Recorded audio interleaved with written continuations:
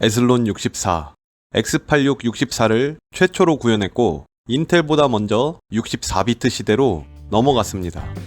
2000년대 중반, AMD는 분명 한번 세상을 뒤집었던 회사였습니다. 당시 AMD는 인텔을 기술로 이긴다는 말을 현실로 만들어낸 유일한 회사였죠. 하지만 그 정점은 너무 짧았습니다. 에슬론 64 이후 주도권은 빠르게 넘어갑니다. 2006년 인텔은 코어2 듀오를 내놓습니다. 이 한 번의 전환으로 게임의 룰 자체가 바뀌기 시작하죠. 클럭을 올리는 넷버스트를 버리고 전력 효율과 IPC 중심으로 완전히 다른 길을 선택합니다. AMD도 이 변화를 예측했습니다.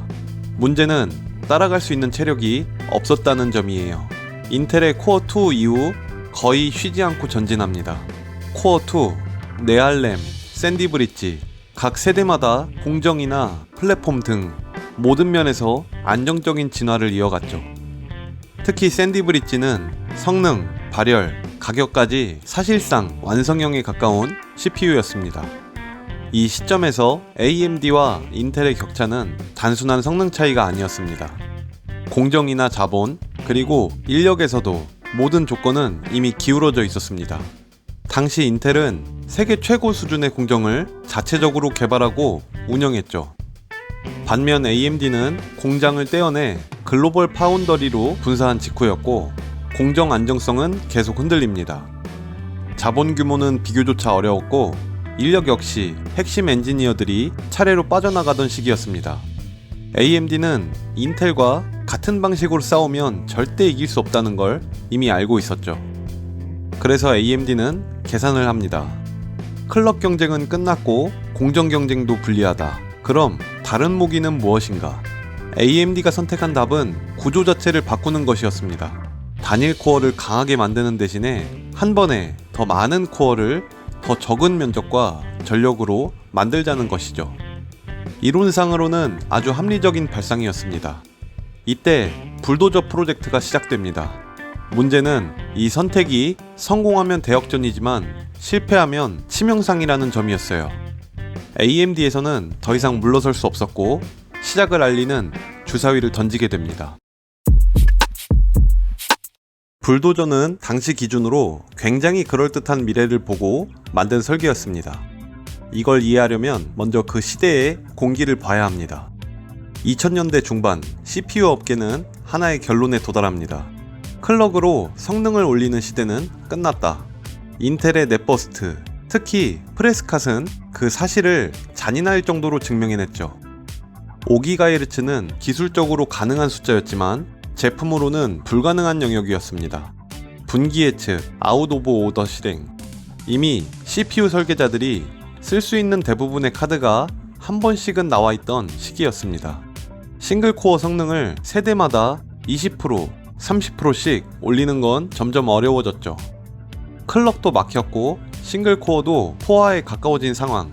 그럼 남은 답은 하나였습니다. 미래는 멀티스레드다. 이건 AMD만의 생각이 아니었습니다. 서버는 병렬 처리가 기본이고 운영체제나 컴파일러도 멀티코어 스케줄링 개선이나 자동 병렬화를 연구하고 있었죠. 기존 CPU는 단순했습니다. 코어 하나가 프론트엔드부터 정수 연산, 부동 소수점 연산, 캐시까지 모든 걸 독립적으로 가지고 있었습니다. 비유를 한다면 프론트엔드는 눈, 정수 연산은 계산기, 캐시는 메모장이라는 장비라고 비유했을 때 코어2, 네알렘, 샌디 브릿지에서는 이 방식으로 코어마다 장비를 가지고 다니는 방식이었습니다. 그럼 코어를 늘리면 면적도 커지게 되고 전력과 발열이 같이 높아지겠죠? AMD는 다시 질문합니다. 만약 코어 2개라면 정말 장비들을 따로 가져가야 할까? 불도저의 모듈 하나는 이렇게 구성됩니다. 프론트엔드와 부동 소수점 연산 유닛, 그리고 일부 캐시만 공유하고 정수 연산 유닛만 각각 독립적으로 가지고 있었습니다. 윈도우나 리눅스 같은 운영체제는 CPU의 물리 구조를 성능 관점에서까지 이해하기보다 단지 독립적으로 실행 가능한 논리 코어로 인식할 뿐이죠. AMD의 계산은 이랬습니다. 정수 연산은 스레드마다 꾸준히 쓰이지만 FPU는 동시에 풀로 쓰일 가능성이 낮다. 그럼 공유해도 되지 않겠느냐는 겁니다. 여러 가벼운 스레드가 동시에 돌아가는 미래를 상정했습니다. 이론상으로는 꽤 합리적인 구조였습니다. 같은 다이 면적에서 더 많은 스레드를 처리할 수 있고 전력 효율도 좋아집니다. 멀티스레드 작업에서는 싱글코어 성능보다 총 처리량이 더 중요하니까요.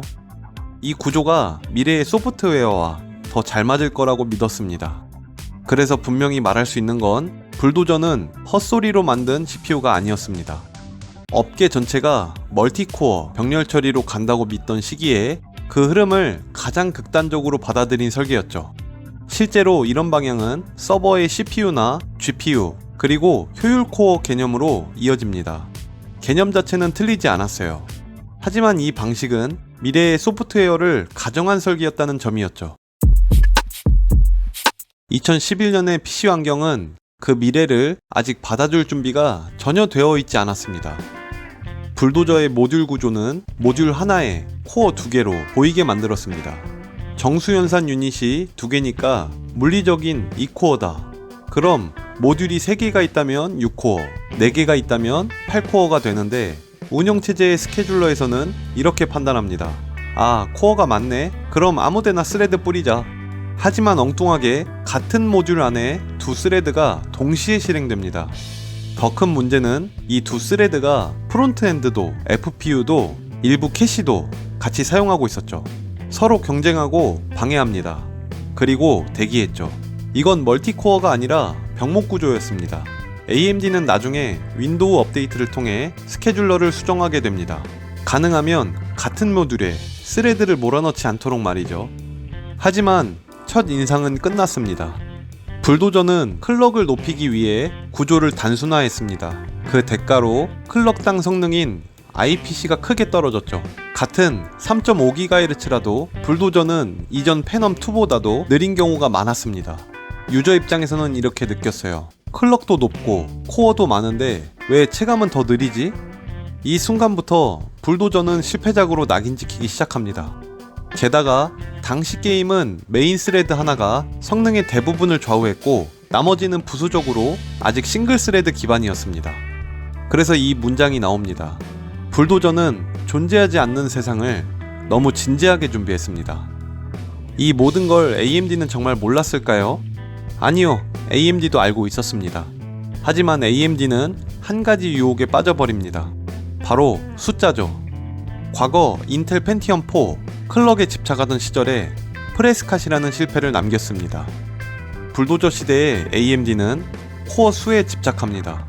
4코어, 6코어, 8코어. 숫자는 화려했죠. 스펙표 또한 강력해 보였습니다.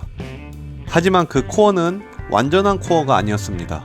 공유 구조로 병목이 발생되었고 낮은 IPC 덕에 실제 체감 성능은 숫자를 따라가지 못했습니다.